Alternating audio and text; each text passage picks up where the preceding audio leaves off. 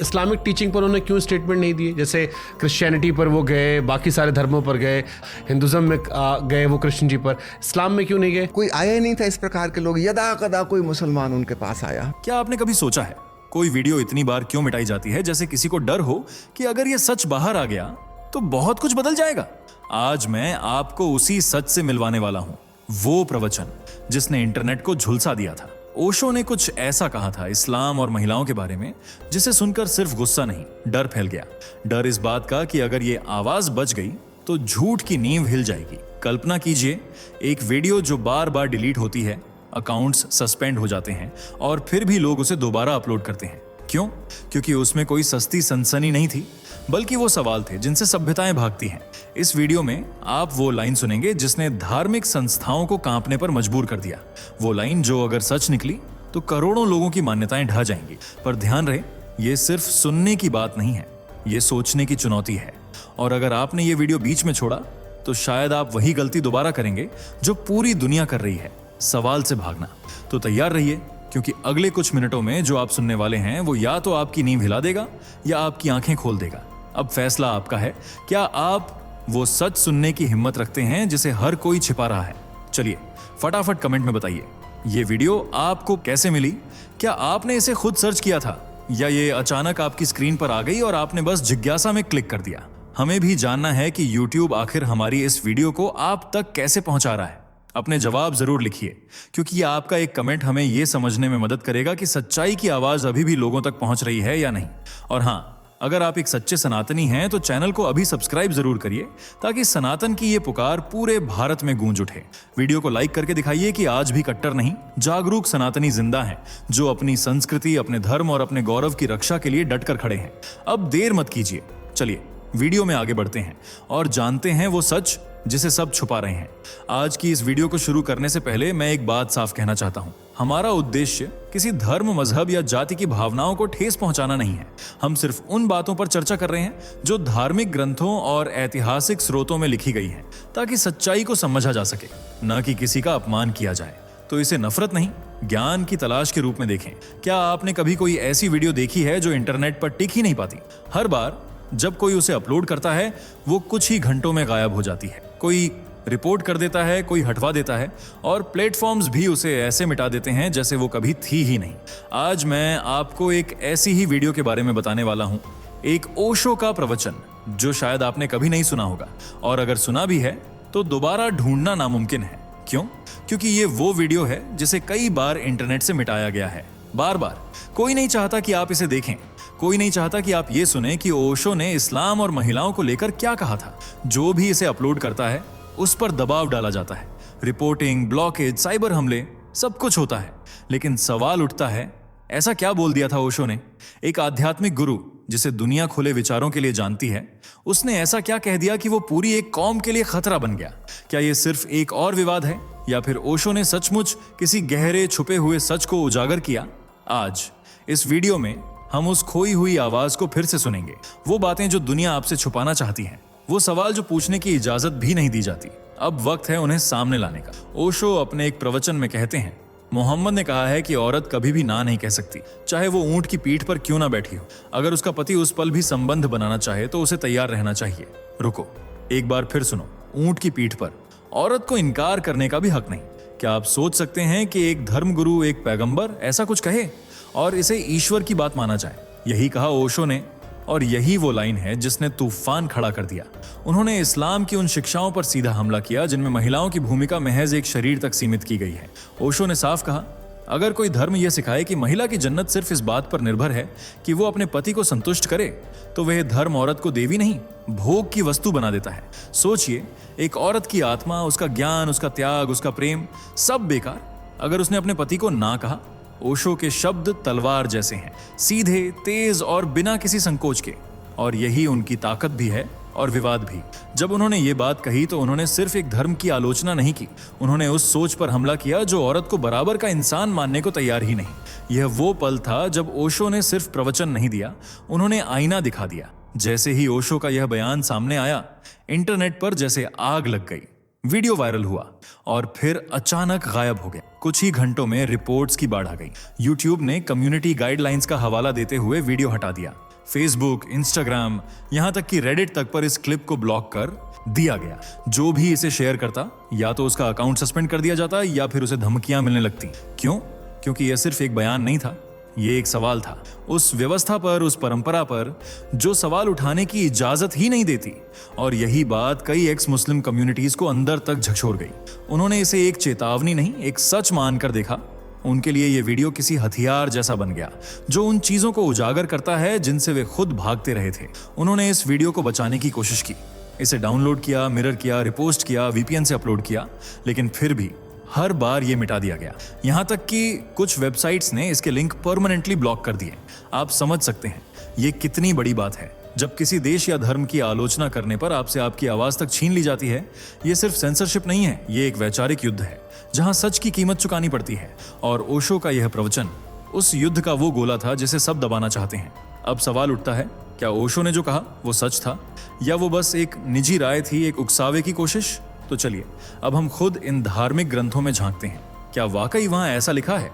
What हदीस, ऊंट की पीठ वाला किस्सा, सुनन इब्न माजा, हदीस संख्या 1853।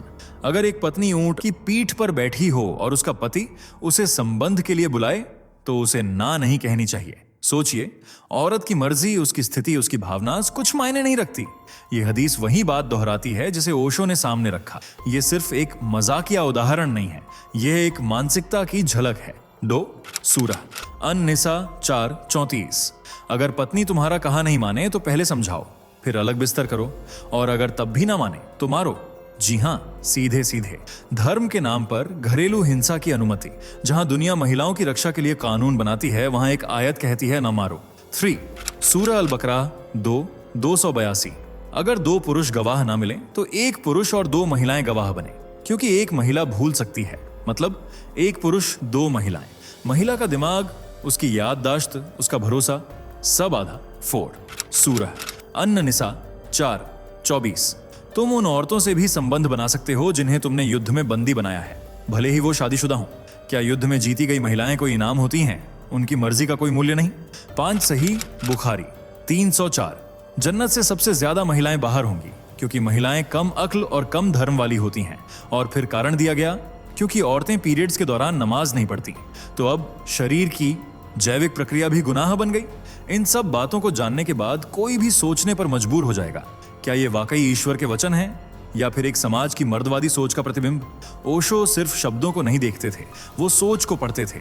जब उन्होंने इन आयतों और हदीसों को पढ़ा तो उन्होंने इसे महज धार्मिक नियमों की तरह नहीं लिया। उन्होंने कहा, यह धर्म नहीं है, ये मर्दों की कल्पना है, मर्दों की सुविधा के लिए घड़ी गई व्यवस्था।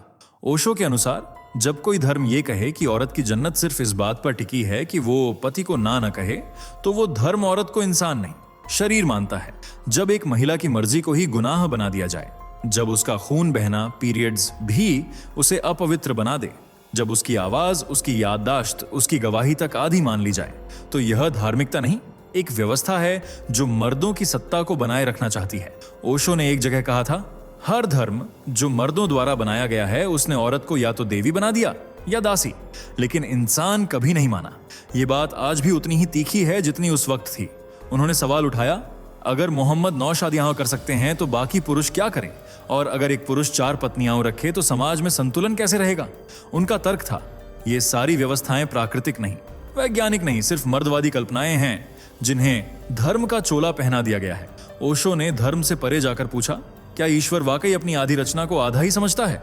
ओशो एक सवाल छोड़ते हैं, एक ऐसा सवाल जो सदियों से किसी ने पूछा ही नहीं। अगर एक पुरुष को 4 शादियां करने की इजाजत है तो बाकी पुरुष क्या करें? सोचिए, दुनिया में मर्द और औरत की संख्या लगभग बराबर है।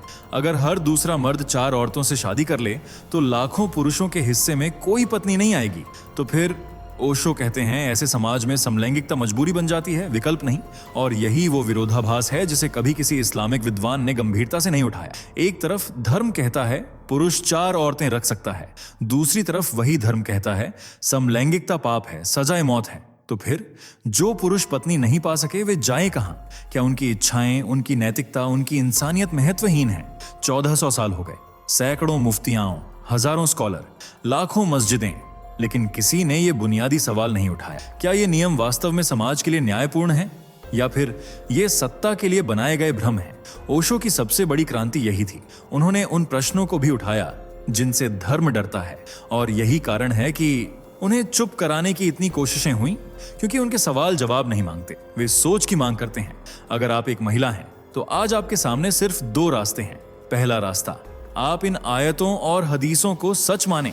आप माने कि आप आधी अक्ल वाली हैं, आप माने कि आपकी गवाही आधी है, आपकी याददाश्त कमजोर है, आप माने कि पीरियड्स एक दोष है और इसलिए आप ईश्वर की पूजा लायक नहीं। आप माने कि जन्नत सिर्फ तब मिलेगी जब आप अपने पति की इच्छाओं का हर हाल में पालन करें, चाहे आप थकी हों, बीमार हों या ऊंट पर सवार हों।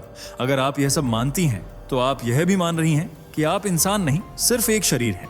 दूसरा रास्ता, आप इन बातों को स्वीकार करने से इनकार करें। आप कहें, नहीं, मेरी अक्ल अधूरी नहीं है, नहीं, मेरी इज्जत किसी मर्द की इजाजत पर निर्भर नहीं, नहीं, मैं सिर्फ इसलिए नीची नहीं हूं क्योंकि मैं औरत हूं। आप सोचें, आप सवाल करें, और सबसे बड़ी बात, आप खुद के लिए खड़ी हों। ओशो ने यही कहा था, औरत को उसके अस्तित्व की अनुमति खुद को देनी होगी, धर्म या समाज से नहीं। आज अगर आप इस वीडियो को देख रही हैं तो यह सिर्फ एक विचार नहीं है, यह एक चुनौती है, और अब यह निर्णय आपका है। आप कौन सी औरत बनना चाहेंगी? अब यहां एक और सवाल उठता है, क्या ओशो इस्लामोफोबिक थे, या उन्होंने बस एक असहज सच्चाई उजागर की थी? बहुत लोग कहेंगे कि उन्होंने एक धर्म को टारगेट किया, कि उन्होंने नफरत फैलाई, लोगों की आस्था पर वार किया।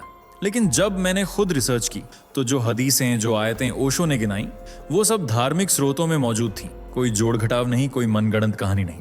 तो फिर सवाल ये नहीं है कि ओशो ने क्या कहा, सवाल ये है कि क्या हम सच को देखने के लिए तैयार हैं? ओशो ने कोई प्रचार नहीं किया, उन्होंने सोचने पर मजबूर किया। उन्होंने वो कहा जो शायद आप अपने मन में वर्षों से महसूस कर रहे थे, पर कहने की हिम्मत नहीं जुटा पाए। और सच तो यही है, सच्चाई कभी कभी कड़वी होती है, पर वो नफरत नहीं होती। अगर इस वीडियो को देखकर आपको गुस्सा आया हो, अगर आपके दिल को चोट पहुंची हो, तो रुकिए। ये चोट उन बातों की वजह से नहीं है जो आपने अभी सुनी है। ये दर्द उस अंधेरे का है जिसमें आपको बरसों से रखा गया, वो जो सच्चाई आपसे छुपाई गई, वो जो सवाल आपको कभी पूछने नहीं दिए गए, वो जो धार्मिकता के नाम पर आपको डराया गया। अब जब रोशनी सामने आई है तो आंखें चौंधिया गई हैं। पर याद रखिए, दर्द रोशनी का नहीं होता, दर्द उन पलकों का होता है जो बहुत लंबे समय तक बंद रहीं।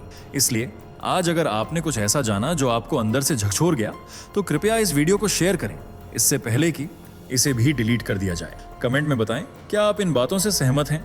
क्या आपने भी कभी ये सवाल खुद से पूछे थे? शायद यही शुरुआत है किसी नई सोच की, किसी नए साहस की। धन्यवाद दोस्तों, आपके स्क्रीन पर 2 और वीडियो दिख रही हैं, जिसे देखने के लिए आप स्क्रीन पर क्लिक करें। दोनों देखिएगा, बहुत अच्छी वीडियो बनी है।